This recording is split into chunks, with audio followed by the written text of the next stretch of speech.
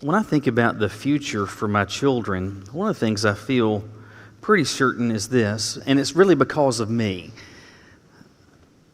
I don't believe that the athletic accomplishment is necessarily going to be part of their lot.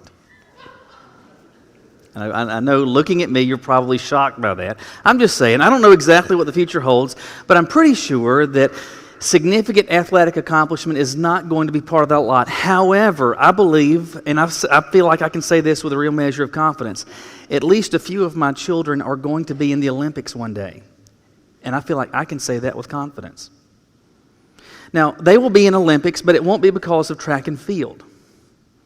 It won't be because of downhill skiing or diving or swimming, any of that. They're going to be in the Olympics for fussing. I have some Olympic caliber fussers. He touched me, he said this, she did that. I'm telling you, Olympic caliber is the best way to describe it. Now, our oldest is 13, and because of that, we've kind of crossed a marker where we're able, at least with the older kids, where Caroline or I could be gone with at least the older kids there by themselves for a short period of time at least, and should be able to take some real measure of confidence in the fact that when we return, everything's going to be okay. And there have been some instances where we have done that, and it should be okay. But we come home and you're like, what? Because what you get is this litany of offenses that everybody begins to recite. He did this, she said that, he did this, he took that, I don't have blah, blah, blah. It goes on and on and on and on, and it sucks the life out of you. It just does. It really does. And so we, and by we I mean Caroline, has instituted this new system. And this new system operates with this premise in mind. If no one is in charge, there's chaos. And part of the problem was this. Even though Nathan is 13, he would say something and Philip would say, I don't have to listen to that. Catherine would say, I don't have to listen to anything that Andrew has to say. Everybody is on equal footing, so no longer now are people on equal footing. And so if we're gone, by virtue of being the oldest, Nathan is in charge. And that means that everybody beneath him in terms of age, he gets to say what they are to do, and they have to listen. Andrew, everybody below him has to listen to what he says. Philip, and it's getting smaller and smaller and smaller, who is under your chain of command. And I'll be honest with you, there's only one person, and that's Nathan, who is pretty happy with this system. Everybody else doesn't like it. But we've had to do that for this reason. If there is no authority, there is chaos. If everyone is able to talk and speak and say things, and it's completely on equal footing, there's chaos. Ultimately, you get to the point where one person says this and the other person says who? Says who? In the absence of authority, there is chaos. Hold that thought for a moment. In the weeks leading up to today, we have in a variety of different ways communicated that I'm starting a new series that I'm calling The Bible, the Birds, and the Bees. Unless you have been hiding in a cave on a remote island, you are aware that there is a steady drumbeat that we are experiencing in our culture talking about things like marriage, like human sexuality, and gender. And you're aware in a variety of different ways, from modern academia to media, whether it's news or it is entertainment, movies, TV shows. There's not simply a worldview that's being communicated, but there are positions, convictionally steeped positions, opinions, and perspectives about these issues. And with respect to all of these issues, the historic Christian church has teachings or has positions on those that you'd have to admit, by and large, are oftentimes at odds with the drumbeat of society and culture. And so we're left with this reality. We have all of these different voices communicating all of these different thoughts about these varied issues, these really important issues, like marriage. Who gets to say between whom marriage exists? In terms of human sexuality, is homosexuality, is bisexuality, are these acceptable? With respect to gender, is gender binary, being just between man and woman? And is it tied to your anatomy? Or is it more emotively based, so that it's based on how it is that you feel or how you perceive yourself to identify? And there is this absolute cacophony of different voices speaking to these issues. And in the absence of authority, that's all you get, this loud clanging drumbeat that is going on. And ultimately we're left with this position. Says who? You say this, I say this person says that. Who ultimately gets to say? Let me share with you from the position of Scripture and as a follower of Jesus. Ultimately, what God says is this: I get to say because I'm God. There's a lot of perks that come with being God, and one of them is this: you get to be in charge. And you get to say how things are or how things are to be. And if you are someone who identifies as being a follower of Jesus, professing to have a relationship with Him, it is vitally important. I would argue it is essential that you understand what it is that God has to say about these issues, because you are being absolutely inundated with all of these other voices. So, what is it that God says about these issues? And furthermore, why is it that we need to pay attention to what He says to a degree that we don't pay attention to others? We see the answer to that question today in Romans chapter 3. Romans chapter 3, if you would look there with me in your Bibles. Romans chapter 3, and we're going to start reading with verse 1. So, what advantage does the Jew have?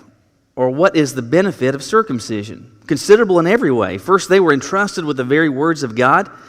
What then? If some were unfaithful, will their unfaithfulness nullify God's faithfulness? Absolutely not. Let God be true, even though everyone is a liar, as it is written, that you may be justified in your words and triumph when you judge. Looking at this passage, you may say, Michael, why in the world are we starting here? What in the world does this have to do with the issues that you have just prefaced? What does this have to do with human sexuality? What does this have to do with marriage? I don't see any link at all. What you need to understand is this, and the reason that we're starting here today is because of this reality. We have to understand, and we have to be able to communicate with those around us why it is that what God says about this ultimately matters. What God says about these issues, or any issue, matters to a degree that what, by comparison, anyone else says is inconsequential. Why is it that what God says actually counts? And this passage answers that question. And because of that, it serves as the foundation for everything that we're going to be talking about in the weeks to come. Now, obviously, it is not a passage that speaks about these specific issues, but there's some principles that are involved that you can only understand by paying attention to the context. Out of the gate, Paul phrases the dilemma. He says, what advantage does the Jew have? And so he's thinking about this question. You have ultimately, all people on the face of the earth can be divided into two categories. There's Jew and non-Jew, or Gentile. And so the question is this: is there an advantage that those who are Jews have? What benefit is there of the tangible symbol of the covenant relationship they had with God, that being circumcision? So again, you say, well, what's going on with this? Think back, big picture, with me for just a moment. God decided, you go all the way back into the earliest portions of the Old Testament, God decided that He was going to reveal Himself, the truth about Himself, the truth about his plans and purposes, and ultimately his plan for redemption, that message had to get into the world somehow, some way. And God, because he is God, because he is in charge, gets to decide how that happens. And so God decided that he would reveal himself to and through a people group, that through them the light might go to all the peoples of the world. And so that was the plan. God revealed himself. And as God revealed himself, the truth about himself, he also revealed the truth about people. And so, for example, one of the primary individuals that God used was, you think about in the Old Testament, Moses was very prominent. This is somebody that God spoke directly to communicate some of these realities. And it is because of that we have, for example, Genesis 1:1, that in the beginning God created the heavens and the earth. How do we know that? It's not because Moses was that old and he observed it. Rather, it's because God revealed that. And not only did God reveal what he had done and what humankind has done, God shared through Moses, these are the plans, these are the expectations, these are the standards, i.e. rules and laws, that I expect those that I have made to operate within. And so, when you take that back into verse 2, because Paul's asked the hypothetical question, what benefit is there in being a Jew? And he says, considerable in every way. First, he says, they were entrusted with the very words of God. So Moses, among others, was able to receive this message from the Lord. This is who I am. This is what I have done. This is what I expect you and those that are to follow to do. These are the boundaries that I want you to operate with in life. He says they were entrusted with the very words of God. That's a big deal. That's a great advantage. But then in verse 3, he anticipates another question. What if then some of them were unfaithful? Will their unfaithfulness nullify God's faithfulness? Again, thinking back big picture in the Old Testament, God decided there's a group that I'm going to reveal myself to, and he established a covenant relationship with them that was described this way. I will be your God, you will be my people. So Paul's anticipating this question. What if along the way, and certainly there were stacks of them, that decided, you know what, we're not going to act like God's people. We're going to act more like Baal's people. We're going to act more like atheist people. We're going to act more like any and everybody else, but not God's people. Does that somehow nullify what it is that God has said? Does that cause the promises that God has made to somehow vanquish and to disappear? So does everything depend on what it is that people say, how it is that they have responded to what God has revealed? And so Paul answers that question with an emphatic, in verse 4, absolutely not. And here's where you begin to see the articulation of the principle. He says, let God be true, even though everyone is a liar. The point is this: God is going to remain true to himself, true to what he has pledged, true to what he has said will happen, regardless of what any individual or collection of individuals, small or great, regardless of what it is they say or do, God is going to remain true. Put another way, it makes no difference what happens over time in terms of what people say, think, or propose. God is going to be true to what he has said. And he continues the thought by saying, appealing to a statement, we'll see where it came from in just a moment, to the Old Testament. He says that you may be justified in your words and triumph when you judge. So Paul is communicating that God is going to be declared right, or he's going to be proven right when he speaks in judgment. When the world goes on trial, God is going to be demonstrated as being just, is going to be demonstrated as being true to himself, true to what he has said, true to what he has said will happen, faithful and consistent with his standards. All right, now when you see in the New Testament this phrase, as it is written, consistently, that is an appeal to something in the left-hand side of the Bible. As it is written, the New Testament was not written yet at that point. So when Paul, for example, uses that phrase, he's appealing to something that has been shared in the Old Testament. And you may see a textual note in your Bible, and that phrase is an appeal to something that goes on back in Psalm 51. you may be familiar with what's going on in Psalm 51. Let me set the context for you, though. This, we believe, is Psalm 51, an expression of confession by David, Israel's second king. And you remember there's a lot of great things that David did, but there's some really bad stuff that David did. You remember he was a man that lusted in his heart after a woman named Bathsheba. She was married to a guy named Uriah, but he had an adulterous affair with her. She winds up pregnant, and he's trying to somehow cover all of this up, trying to cover up the affair, trying to cover up the conception, trying to cover up everything. And so his plans ultimately brought about the death of Uriah. I mean, ultimately it was a conspiracy to commit murder is what David did. He's a murderous adulterer. Pretty bad. But David thinks no one is going to know. No one has any idea. And maybe you remember God uses the prophet Nathan to come have a conversation with David and lets him know, listen, what you did in secret, God knew. And his heart is convicted. David realizes there are no secrets before the Lord. And what you see in Psalm 51 is an expression of his confession. And what I want you to pay attention to, and you don't have to turn there unless you already have, but Psalm 51 verse 4, David says this, "Against you, you alone, have I sinned and done this evil in your sight." On the surface, that sounds kind of strange, because what David did absolutely affected Bathsheba. Certainly what he did affected Uriah, yet David says, "Against you have I sinned. Against you alone have I sinned." How in the world is that the case? What he is doing is communicating this thought.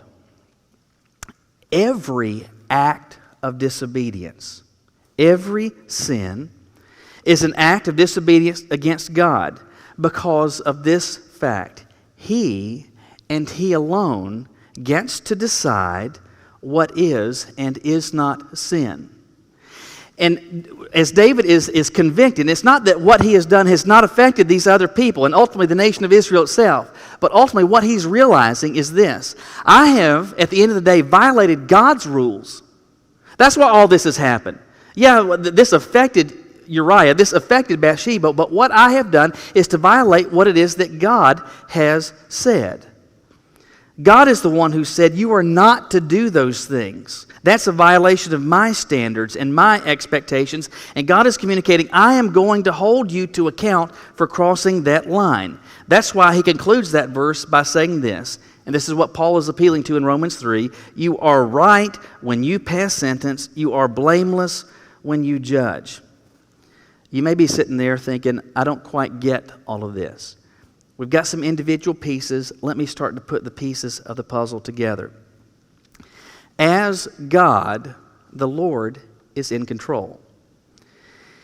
And he has not only made us, but gets to determine the parameters of our behavior, what is in and what is out of bounds. And not only has he revealed to us what is in and what is out of bounds, he has revealed this: I'm going to hold you to account for what I have revealed. So I've said this is in, that's out, and I'm not indifferent to how you decide. I'm going to hold you to account for what you have done. And he is going to, based on what Paul says back in Romans 3, he's going to be justified in his words. He's going to triumph when he judges. So it doesn't make any difference whether I or you or anybody else likes this reality, but everyone is going to stand before the Lord based on standards that he has erected. Because of that, we can know with real certainty when we stand before the Lord, he has and is going to judge us and everyone based on standards that he has and will remain true to. So again, why does all of this matter? Why in the world are we talking about Romans 3, advantages of Jew versus Gentile, Psalm 51 stuff? Why are we thinking about this as a prelude to marriage, human sexuality, and gender? Because at the heart of these issues is this theological premise: God and God alone gets to say what is right and what is wrong. Because at the end of the day, He and He alone is the one before whom we will give an account. And it is important, if you're going to stand before Him and be judged one day, it is important, even essential, that you understand the basis of the judgment. Let me give you an example. Years ago at our church in Charlotte, they had one Sunday night a fellowship afterwards, and it was a men's bake-off. And so it could be pies, cakes, whatever it was that you wanted to bake. And we knew that there was going to be there was a panel of judges that was going to judge this. And there were going to be awards for first, second, and third place. I had found a recipe that I had made a few times before that turned out pretty good. It was a banana cream pie that was really, really good. And so I thought, I'm going to make that. Long story short, I made that pie, and I came in third place. I was okay with that, but what I was not okay with is this. Second place was the best pecan pie I have ever tasted. I mean, it was excellent. And I was okay losing to that pecan pie. What I was not okay with is losing to the first place cake. The first place cake was as dry as popcorn. I'm not lying. I really think they might have made cornbread and put icing on it. But what the guy that made it, his name was John, what John did do is he'd gotten, I guess they were silk, because I think they're poisonous, but they got silk pansies, and they were on there. Well, that's really manly. Let's make a cake and put pansies on it. Anyway.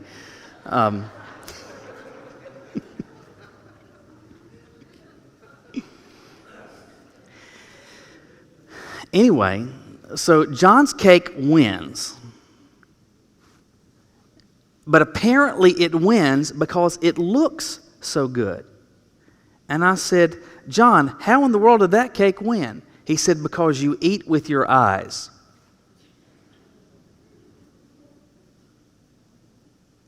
And I'm thinking, you know what? If ultimately this was a cooking contest based on appearance, I might have done something different. I thought it was going to be based on taste. Because your cake tastes like dust. But ultimately, his won because it looked so good. What I'm suggesting is this. It would have been important, it would have been beneficial to know the basis of the criteria.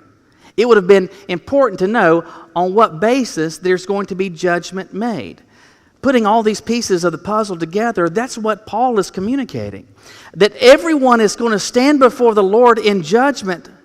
And God has made clear the basis of the judgment. And it's important for you to know that. It is essential for you to know that. And He's communicating that what God has said, He's going to remain true to. What the standards that God has erected, that's going to be the standards that He holds individuals to account.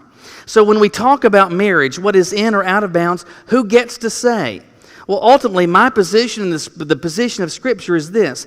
God gets to say because He is going to judge us based on what He has said about it. Is practicing homosexuality acceptable or not? Ultimately, it does not matter what CNN and Don Lemon says about it. Why? Because I will not stand, and you will not stand before Don Lemon one day. You will stand before the Lord based on standards that He has erected, boundaries that He has put in place. As it relates to gender, is it biologically assigned or emotively understood? It doesn't make one hill of beans difference what anybody says about it, because none of those people will you or anybody else stand before the Lord. Stand before except the Lord. And so it is essential. It is absolutely essential that we know what He has said, and at the end of the day, what everybody else says, even if the drumbeat of culture is steady, and it is steady. And they are advancing not only a worldview, but they're advancing a perspective and a position on marriage, on human sexuality, on gender, very fundamental issues in life. It doesn't make any difference what any of them say. Let God be true and every man a liar, because you and no one will stand before any man. You will stand before the Lord, and you must know what He has said. Why does this matter? Why are we starting here? Because everything depends on that. We have to know what God has said about the issue, because ultimately, nothing else matters. At the end of the day, what it seems our society and culture is engaged in is a cacophony of opposing viewpoints and perspectives. And it seems like chaos unless and until someone exercises or possesses authority. Who gets to say what is and isn't right? If everyone is on equal footing, if you get to say, and I get to say, he gets to say, she gets to say, if we're all on equal footing, well, there really is no right or wrong. It's just kind of up to you, and chaos ensues. If, however, there is real authority, and there is one before whom we will give an account, then what He says and what He alone says matters. Let Him be true, and every man a liar. Will you bow your heads with me? In